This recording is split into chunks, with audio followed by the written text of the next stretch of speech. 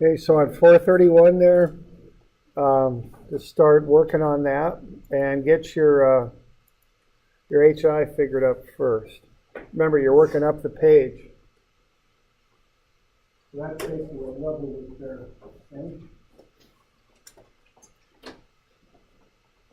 If you got questions, let me know.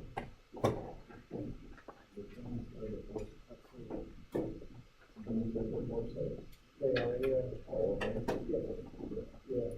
So get that HI first, then start on the first. So, yeah, 4 cents on the top, the offset's left and right and on the bottom. So the bottom number tells you how far to go over left and right. The top number tells you how to come off the HI and get the elevation. Yeah, then you just do, basically a step approach.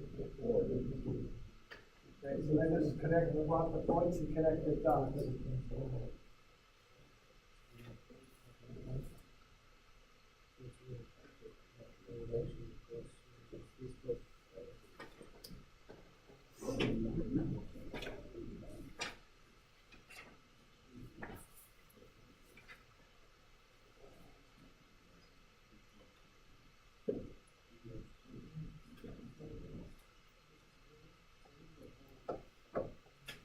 Kind of the standard.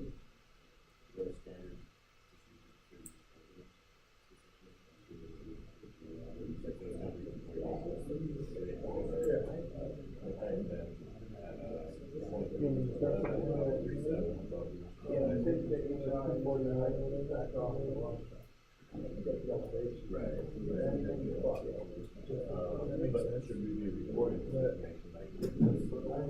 Well, you should read left to right. Right. So you just put that out. What is that in the fourth? On the offset. I'm going to explain it there. So if this is a benchmark that we're going to start with? Yeah, get your HI first. So just a 0 then?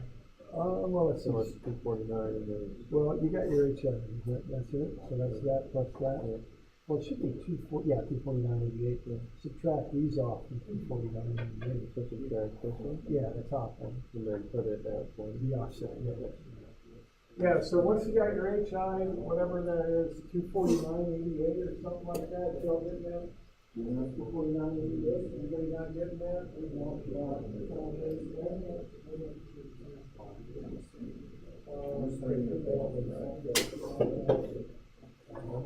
Remember to add the backside, okay? Now once you got that, take those rod shots and subtract them all from the backside, because they're all shot from the inside. Yeah, go to the tent on those, because they're shot to the tent. Now our lab, we're going to shoot on concrete, so we'll go to the 100 on our lab. But this one is dirt, so we shoot to the tent. Wait till time to select out. There's 5.3.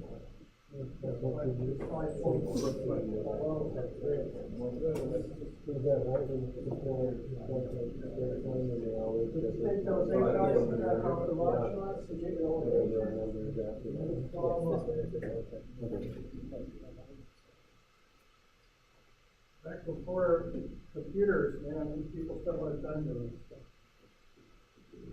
Do you need to record this number for anything? It's all recorded down below. I mean, it's an Just elevation. from here, the numbers, just not... Yeah, they're down there. So, but yeah, you write the elevation. Right there. You write the elevation and above is what you do. That's the convention on that. So you leave space when you're taking the notes so you can do it. So 249.88.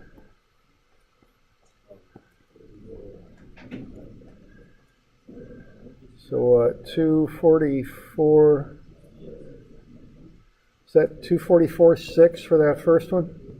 Yeah, 2.4.5 there. Yeah, but remember, we're only shooting to the tent. See those rod shots? Oh, okay.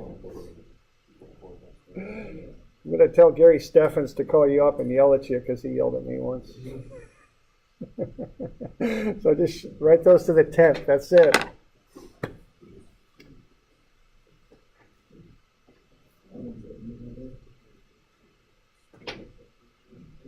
Yeah. No, it's not. And every shot from the instrument, you know, what I do, I just put that inside and remember to keep pulling it out. Every rod shot you subtract from the instrument. Okay.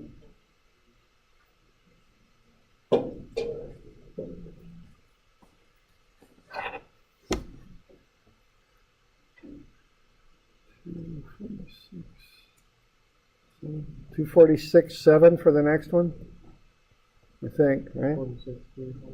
Is it 2? Oh, it is 2, and yeah, it says 7. 2. Is that a 1? 7? Yeah, 7-1, yeah. That's a common way to write numbers on lath, so they're written that way. Surveyors do that fairly often.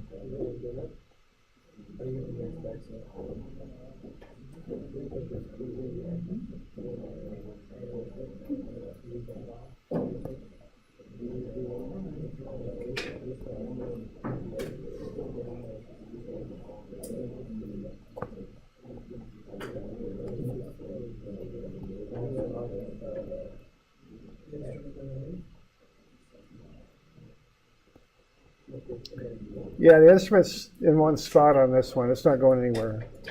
So this isn't a loop. The instrument just sits still.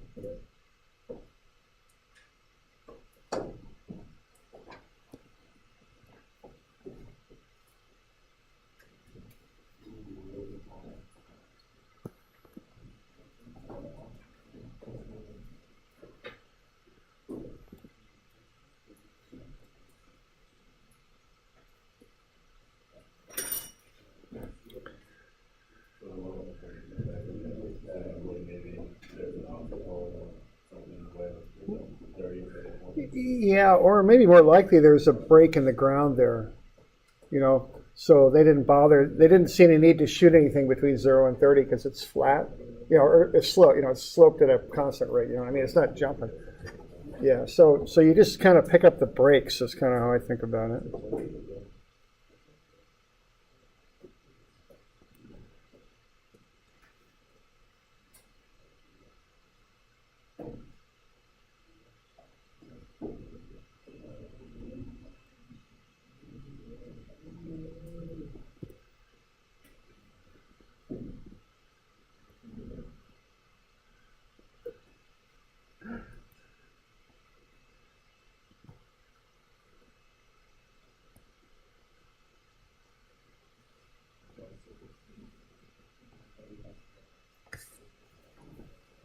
Something like that. Yeah.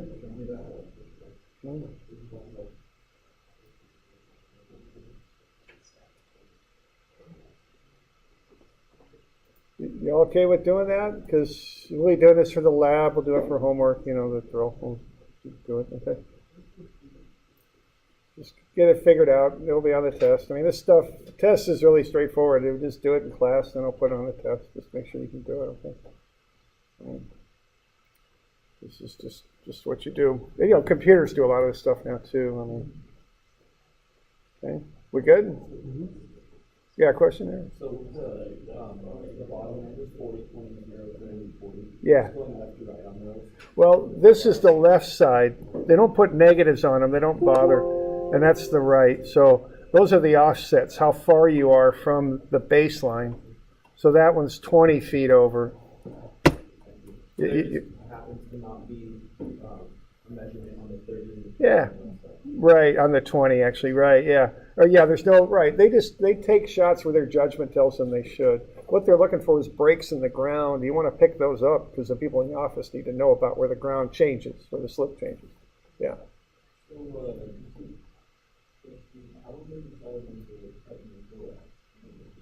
When they're doing the road? Well, it depends on a couple of things. The first thing you start with is the center line of the road. So you want to be sure the road kind of flows right, or if you know what I mean. It doesn't like, you know, jump up and down too much. So you want it to be a nice even slope and have gradual changes. So you start with that, and that's pretty much what dictates it. You also try and do, to some degree, what's called balancing cuts and fills. If you can, you'd like to cut here and move that dirt down here and fill with it. Mm-hmm. But that's dependent on that dirt being good enough to use for a road, which is a little iffy sometimes. sometimes you just got to waste your cuts because they're no good. So it's pretty much just dependent on good geometry for the road. And there's different, standards, like the interstate maximum grade, I think, is like 3.5% or something like that. That's the standard for the interstates. Residential roads, it can be quite a bit steeper, 8 or 9, 10%. So,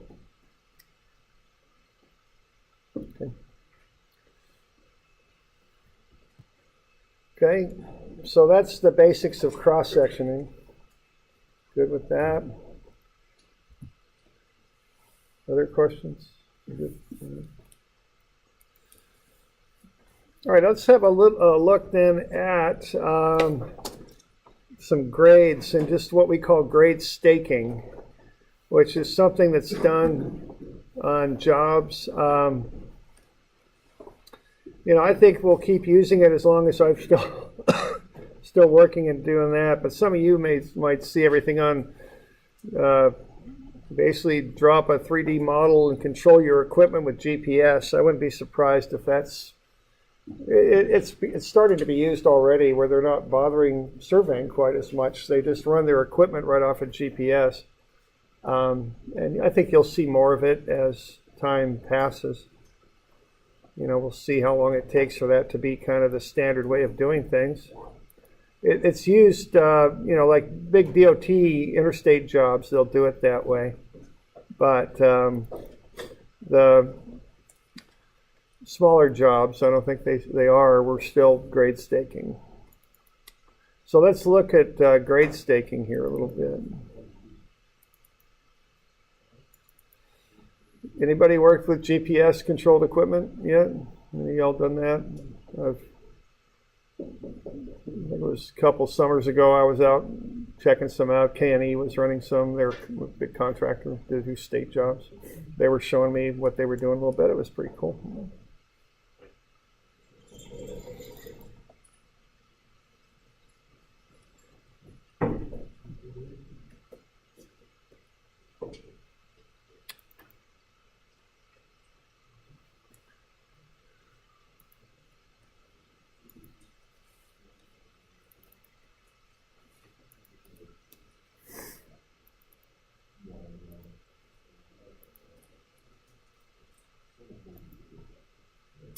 Okay, so the first idea on this is the idea of grade. And this is just, Civil Engineering 101. It's just understanding grades. So this is the next section in your book down the road here. It's, about 510, I think, is where I've got the first one. So the idea of grade, it's the same thing as slope. It's just a civil engineering version of slope. Okay, same thing as slope. And you really look at your slopes when you're doing projects outside. You can't have too steep of a slope, because then if you're driving on the road, you can't get up the road, or it's too dangerous coming down the road. So it can't be too steep, but it can't be too flat either, because if it's too flat, you can't get the water to drain off of it.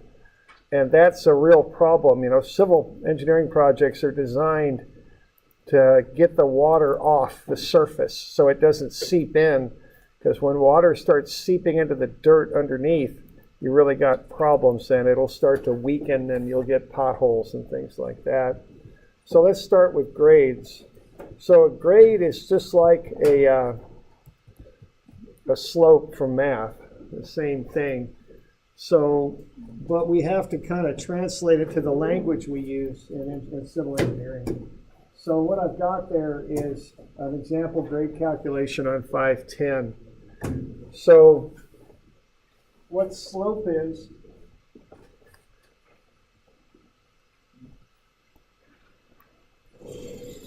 is delta y over delta x, right? So what grade is the same idea. It's just done in a civil engineering terminology. So delta y is elevation of 2 minus the elevation of 0.1. Delta x then is the horizontal distance between the points. So that's basically the formula for grade. Okay. So if we look here, we've got a straight line, and that's what you calculate grade for. So that line starts at 0 plus 18, I think it is, and it's at an elevation of 125, and then it runs uphill to a station of 225. What is that, 85 or 65? 85, I think. 85, and then it's at an elevation of 127.24. So to find the grade of that line, what you do is you take where it ends, 127.24, and subtract off where it started, and then divide that by the horizontal distance. It ends at 225.85, and it starts at 18. Okay. So what the deal is with this is the grade then is going to be what, 2.24, because it's going up 2.24, and it's doing that in 207.85 feet. So if you divide that out, what you get is 0.0108.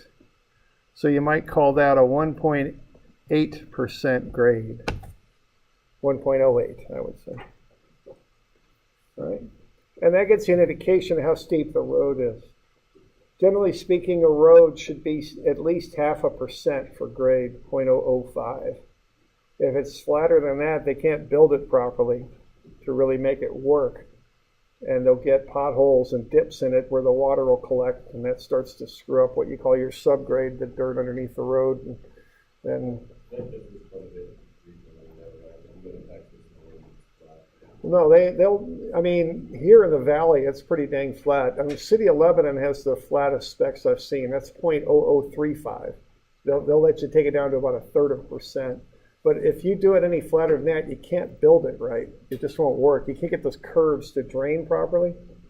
So even if the ground's just completely flat, when you design the road, you'd probably do something like this with it. I'm exaggerating, but just to get it to drain somewhere where you can get that water off of there, you'd make it steeper than the surrounding ground. Right, but even like the roads just seem a lot flatter. Well, they're flatter because the ground's flatter, but they've still got some pitch to them. And again, it's probably at least 0.003 or something, because you just can't physically build it flatter than that. It just doesn't work. Yeah. Only like bank corners too. Yeah, on faster roads. Now on residential, they don't bother with it, but yeah, a road where you're doing 50 miles per hour, and yeah, they'll use it. Call it super elevation is the term in road engineering. Yeah. Yeah, I guess they probably weren't thinking about that. But yeah, I remember, and you'll be surprised how much super elevations in the roads. I can't always mix up 34 and 20, but the one where you cross the bridges in Albany and you're heading towards Corvallis, then you turn left, kind of bank left there, past North Albany. That's 20, right? Yeah. It's 20, okay. I was standing over here once, and man, that thing drops considerably, 8 feet or so across as it banks down. I mean, that thing's got a lot of super on it. Yeah. Really? Okay. Kind of overdid it, huh?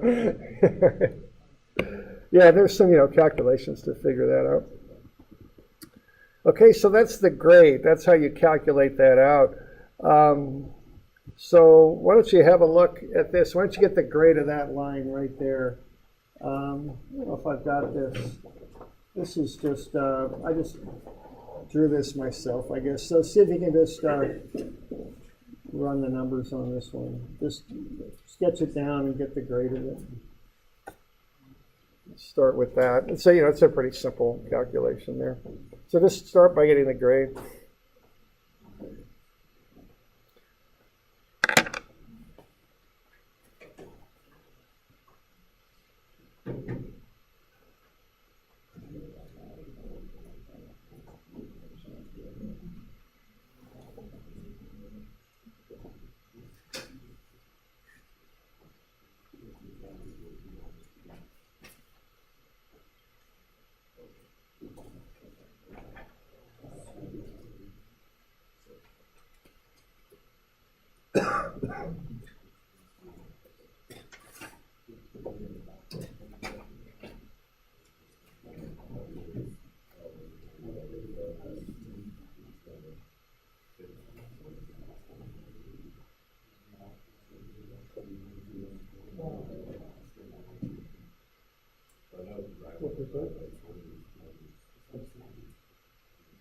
What, the numbers? Okay, what we got, the plus sign always indicates station. So that's 300 feet down the road. This is 500 feet down the road. So that tells you horizontally how far down the road you've got. Think of a number line. So this is station, and that's elevation. I can tell that's station because of the plus sign.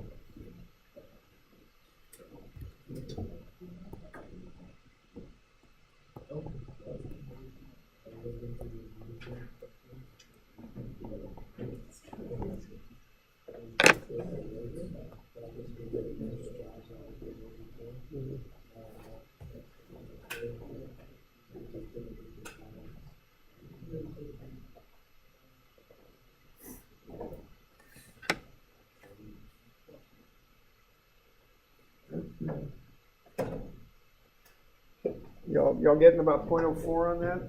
Something like that? Okay. So with this grade here, we're going from 108. And we've come there. So I always start with my end point. That's first. Then I started at 100. And then I'm at 500.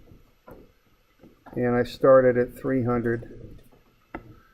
So I can just run that, and I'm rising 8 feet, and I'm doing that over 200 feet. So that comes out to be 0.04, which you might also call 4% grade. Okay, something like that.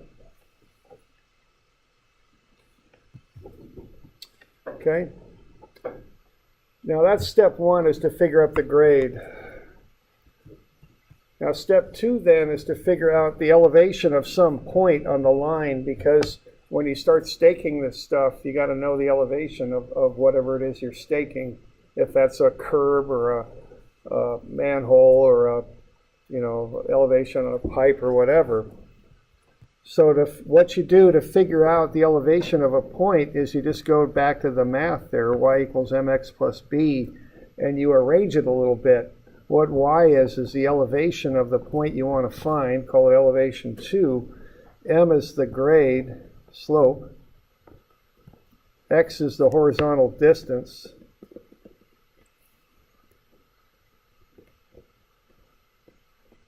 And then B is the initial elevation. It's the y-intercept in math, but it's the initial elevation.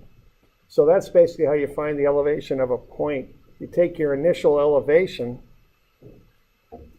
and then you add the grade times the distance to the second point. So here, if we want to find the elevation of that point there,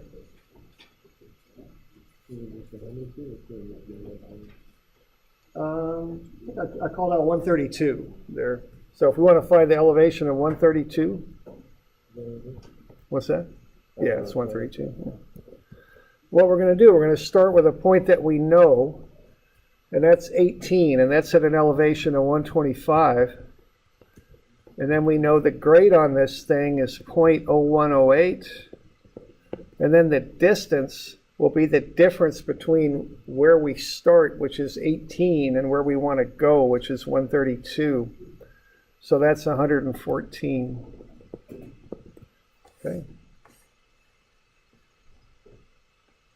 So if you just want to find the elevation of 132, that's how you do it. You'd start with 125 and then add that product to it, and that's 1.23. So the elevation of 132 is going to be 125 and plus 1.23, so that's 126.23. So that's the elevation at station 132. Okay.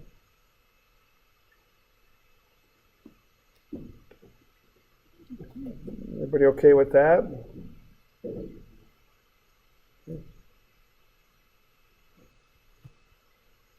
So once you find the elevation of 450 there, and the one we were just working on, yeah, you can almost do that one in your head, I think, but let's go ahead and move through that.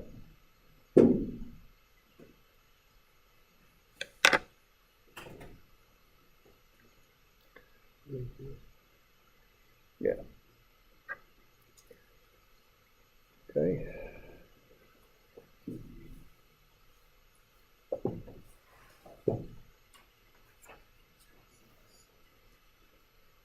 All right, so if you're doing public works, civil engineering kind of stuff, you're running grades all the time. It's just a real common thing to do.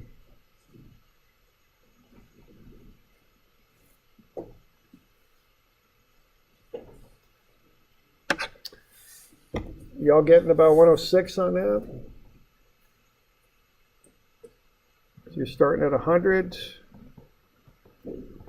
You're going, what, 150 feet down the road? Your grade is 0.04. Is that about right?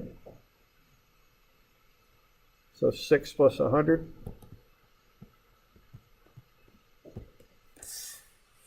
So, doing okay with that? That's basically how that's done.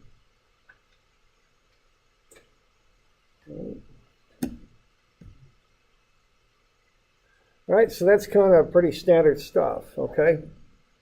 And you do this for roads, parking lots have grades on them, pipes have grades. When you're laying concrete, the term for it is flat work, but it's not flat, it never is. It's always got to drain somewhere. My neighbors paid a bunch of money to get a new driveway in there, and that company screwed up, man. When it rains, they got potholed, they got standing water in there. They didn't grade it steep enough, screwed up. Okay. You ever been around campus in front of the library on the second floor? Check that out after it rains. They screwed that one up too. There's puddles there. It's just, yeah, they really busted that. I don't know what happened on that, but that's just a mess. I've been thinking how to fix that, and other than tearing it out and redoing it, I can't come up with a very good method. Okay. All right, so you do these for pipelines like I'm showing you on this page. And then, once you figure out your grades, what you do then is you use that to build, something. So there's some grade stakes.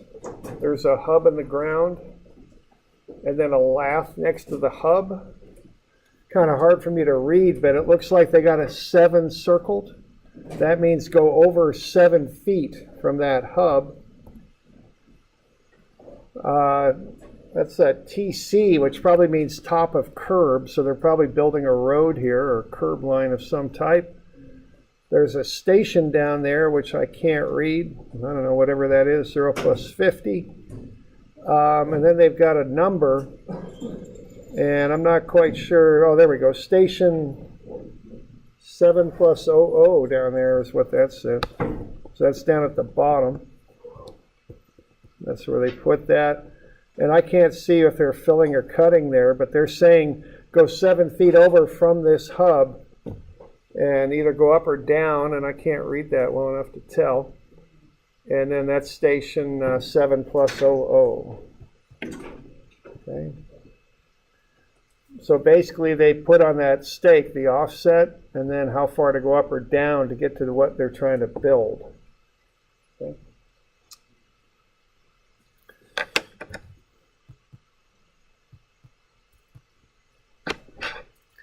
All right, so if you've got a road here and you want to build that, when you build roads, you start with the curb and work your way in.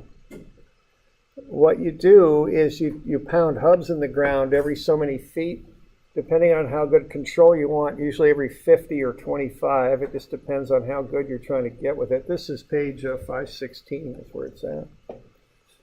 So what you would do then is you pound hubs in the ground. Now hubs are little 2x2s that have been sharpened. So that's a hub right there. It's pounded in the ground right there. Okay. And you offset those from the feature you're building. In this case, we're offsetting 5 feet.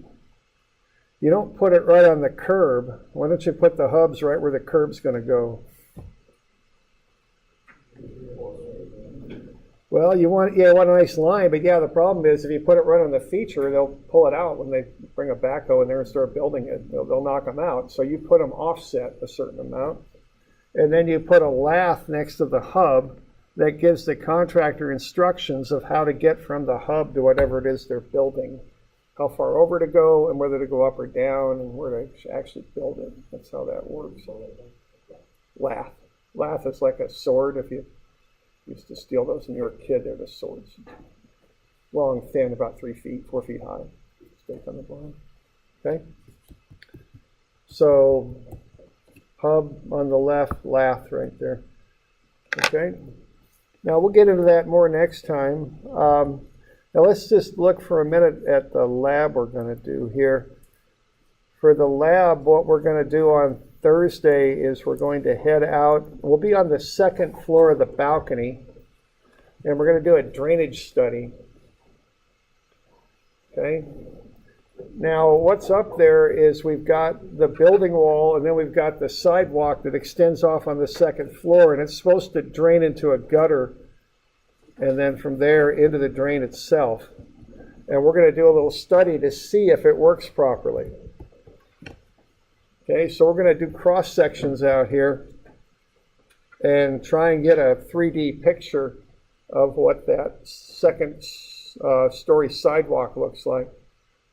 And whether it really does effectively go into the drains they've set there. Okay? So that's what we'll be up to. Somebody on your crew ought to be the party chief and be sure to read ahead. Everybody ought to be reading ahead, but party chief ought to be reading a little longer, I guess, to really understand this, okay? So pick out a party chief and read over that lab. And why don't I get you a little bit of stuff to be doing on here? So why don't you do 441, 442. That's some cross sections. And then why don't you do some drain calculations too, because those are a lot of fun. You want to do that. So,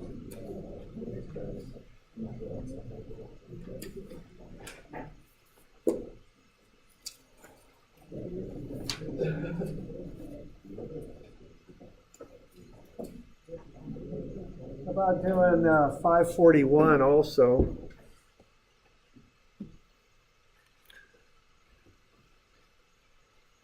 And these will be due Tuesday, I think. Yeah. And I think that's the 24th.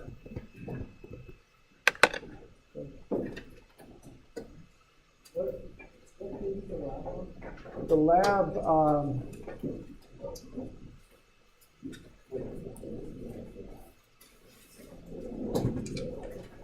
starts on 466. The basic explanation is 466. It extends off through 478.